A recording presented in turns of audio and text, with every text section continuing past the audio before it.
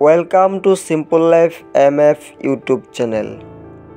আজিৰ এই ভিডিঅ'টোত আমি আলোচনা কৰিম জীৱন সম্পৰ্কে কিছু কথা। আমি জীৱনত কি কৰিব লাগে। জীৱনত অসুবিধা হয়, কিন্তু আমি হাৰ মানিব নালাগে।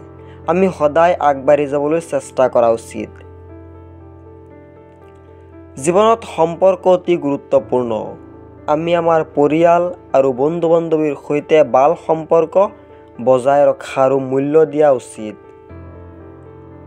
জীৱনত সফলতা লাভ কৰিবলৈ হ'লে নিজৰ লক্ষ্যত মনোনিৱেশ কৰিব লাগিব আৰু তাৰ বাবে কঠোৰ পৰিশ্ৰম কৰিব লাগিব। জীৱনত আমি কেতিয়াও সপোনবোৰ এৰি দিয়া উচিত নহয়।